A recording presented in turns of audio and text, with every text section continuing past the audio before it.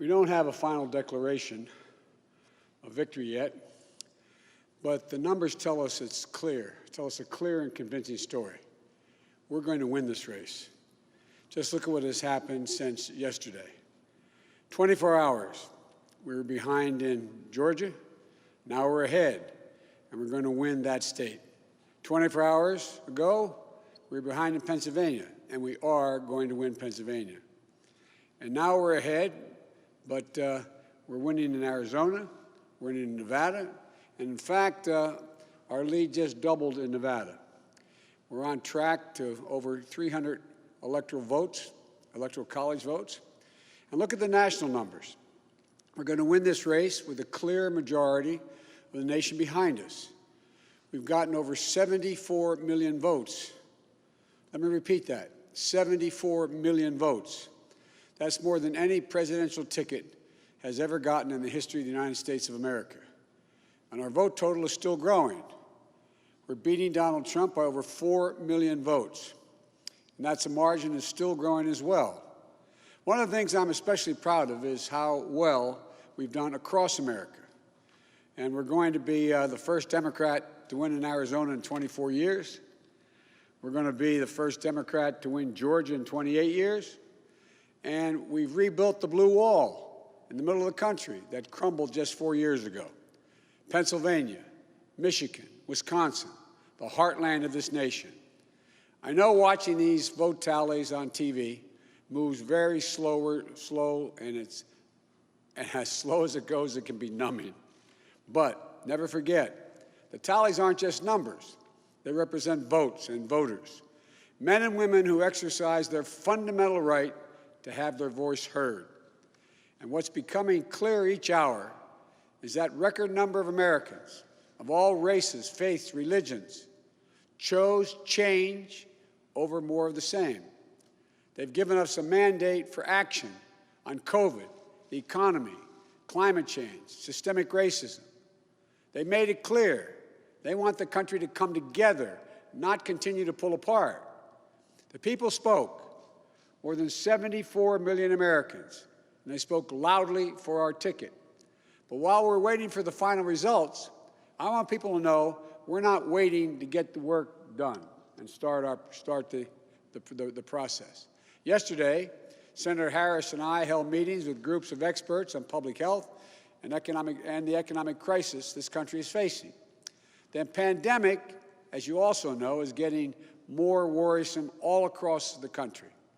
Daily cases are skyrocketing, and it's now believed that we could see as many as 200,000 cases in a single day. The death toll is approaching 240,000 lives lost to this virus. That's 240,000 empty chairs, kitchen tables, and dining room tables all across America. We'll never be able to measure all that pain and the loss, the suffering that so many families have experienced. We know something about what it feels like to lose someone. And I want them to know they're not alone. Our hearts break with you. I want everyone to know on day one, we're going to put our plan to control this virus into action. We can't save any of the lives lost, any of those who have been lost, but we can save a lot of lives in the months ahead. Senator Harris and I also heard yesterday about how this recovery is slowing because of the failure to get the pandemic under control. More than 20 million people are on unemployment. Millions are worried about making rent and putting food on the table. Our economic plan will put a focus on a path to a strong recovery. Look, we both know tensions are high. They can be high after a tough election, one like we've had. But we need to remember, we have to remain calm, patient. Let the process work out as we count all the votes. You know, we're proving again what we've proved for 244 years in this country. Democracy works. Your vote will be counted. I don't care how hard people try to stop it. I will not let it happen. The people will be heard. Our journey is toward a more perfect union, and it keeps moving on. In America, We hold strong views. We have strong disagreements, and that's okay.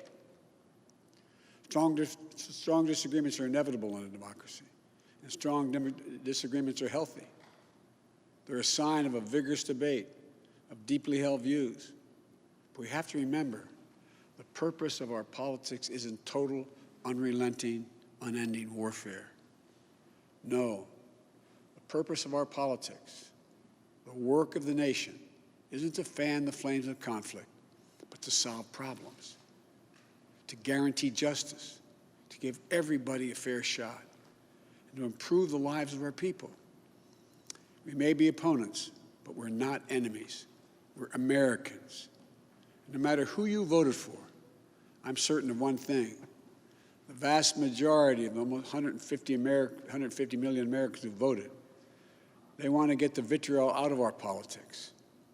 We're certainly not going to agree on a lot of issues, but at least we can agree to be civil with one another. We have to put the anger and the demonization behind us. It's time for us to come together as a nation to heal. It's not going to be easy, but we have to try. My responsibility as president will be to represent the whole nation.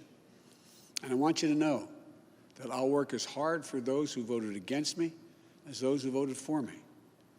That's the job. That's the job. It's called the duty of care for all Americans. We have serious problems to deal with, from COVID to the economy to racial justice to climate change. We don't have any more time to waste on partisan warfare. You know, and more than that, we have such an incredible opportunity to build the future we want for our kids and our grandkids. I've said many, many times, I've never been more optimistic about the future of this nation. There is no reason we can't own the 21st century. We just need to remember who we are. This is the United States of America. And there's never been anything we've been unable to do, unable to accomplish when we've done it together. I hope to be talking to you tomorrow. I want to thank you all, and may God bless you, and may God protect our troops.